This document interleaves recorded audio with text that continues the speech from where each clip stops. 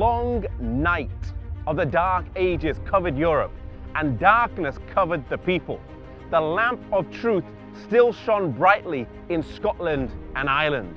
These two countries on the brink of the known world stood like a wall to resist the menace of advancing religious tyranny. Scotland in particular, like the Waldenses in northern Italy, found in her rugged mountains a fortress.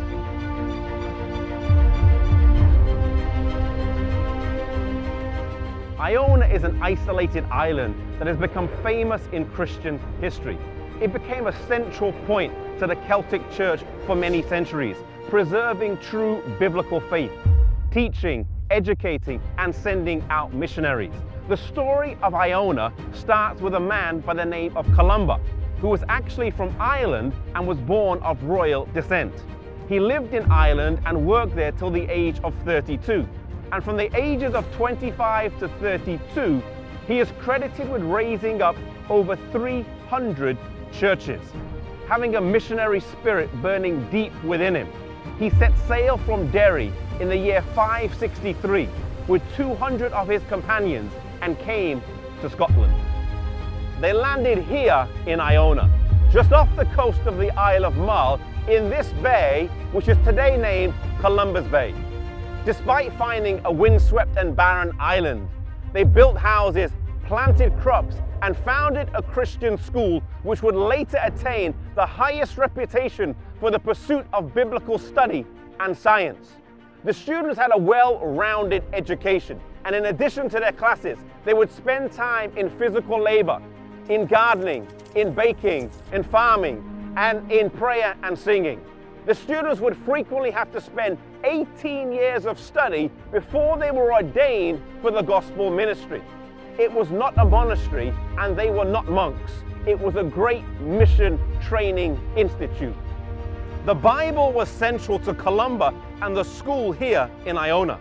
Columba built a church on the Bible and the Bible alone, and is credited with copying 300 copies of the New Testament himself with his own hands. Imagine how many copies his students and fellow faculty produced over the many years the school was based here on this little island of Iona.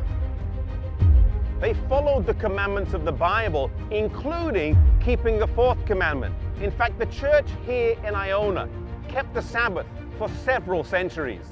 In many ways, the believers here were preserving a faith that was handed down to them over the generations since the earliest believers. They did not see themselves as reformers or as breaking away from Rome, for the faith that they kept had been around much longer. Columba labored here for 34 years before passing to his rest on the 9th of June, which was a Sabbath day.